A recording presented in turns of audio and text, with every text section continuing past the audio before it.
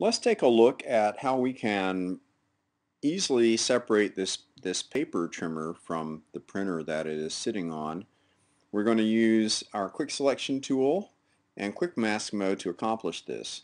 First I'm going to make a selection of the paper cutter itself with the quick selection tool by clicking and dragging on it. You can see as I drag it's making an attempt to select this object. The selection, however, is not going to be quite perfect, and we'll just touch it up as we need to. So clicking and dragging everywhere that I would like to select. You can of course alter the size of the quick selection tool. You can use the setting up in the tool options here to choose a size, or you can use the right and left bracket keys to the right of the P on the keyboard to increase or decrease the size of your quick selection tool. So just dragging to get this selected, and there's a rough selection. In the end, I'm going to create a mask to separate this from the printer in the background. But let's see what we have for a moment. The quick selection tool is great, but we need some touch up here. The quick mask mode can be seen right down here at the bottom of your toolbox. If you actually double click it, you can see some options. You can see the color that your mask will be. You can set the opacity. You can set whether color indicates the masked area or the selected area. In this case, it's the selected area, so I'm going to click OK. Now, you can paint in or out of this to actually add or subtract from your selection. Q on the keyboard is the way to go in and out of this very quickly. If I zoom in here, I can see that I have a section of the paper trimmer that wasn't captured in my quick selection. So I'm going to make the brush a bit smaller here. I'm going to use a regular paintbrush. Just press B on your keyboard or select a brush from your tools over here, and you can control its size very easily. The foreground color, with the foreground color white, I'm going to remove from the selection, such as that. With the foreground color as black, which I can quickly accomplish by pressing X on the keyboard, that will fill in with black. I'm going to click here. I'm going to come down to the other end, make my brush slightly larger, and I'm going to hold down the shift key, and where I click on each end, you can see that it fills in between very neatly, makes a nice straight line. That's convenient. I'm going to Command 0 to zoom back out. I'm going to take another look over here, and here I have a similar issue, only I have part of the printer selected and I really don't want that, so I'm going to press X on the keyboard, which is the same as clicking on these little arrows here to switch the foreground and background color. So X changes the foreground color to white, and if I make my brush bigger, I'm going to tap my right bracket key to make my brush bigger.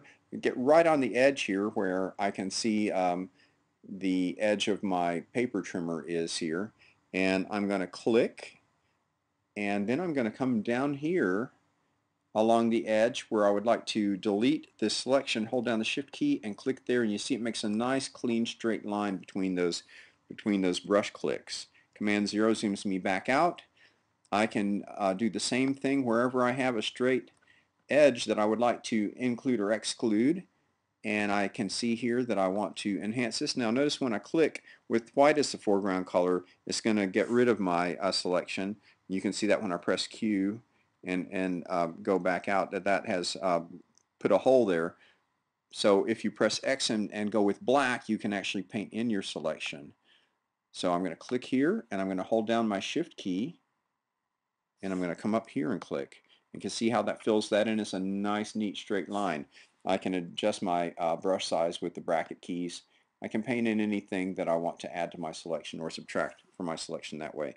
Command 0 zooms me back out, and I can see my selection looks fairly good. There's a few places I might want to touch up. Shift key again is going to put a little straight line right in there. Command 0 zooms me all the way back out. That's Control 0 on a PC.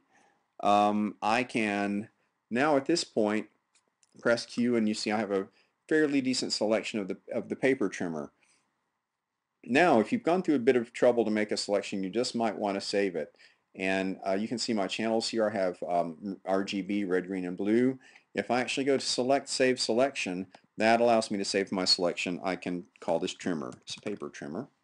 And I'm going to click OK, and that saves it as a new alpha channel or save selection. I'm going to deselect this for a second so you can see even if I deselect, all that work I've put into making that selection has been saved here. I can either select this, this channel and click this icon here, or more easily I can command click on a Mac or control click right on that without having to select it and click this icon. It loads that as a selection. Now I would like to separate this from the background. I can't do that with the background as a locked layer and layer, so I'm going to click twice on it and OK that to turn that into a regular layer. And now I'm going to click this icon right here. This is for creating a mask.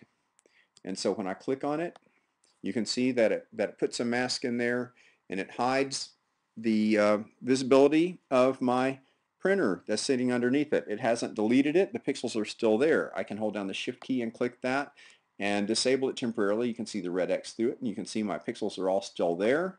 I can click again to reveal my mask. Where it's black, it's hiding the background. Where it's white, it's actually letting things show through. I can still modify it in this state just in the exact same way as before.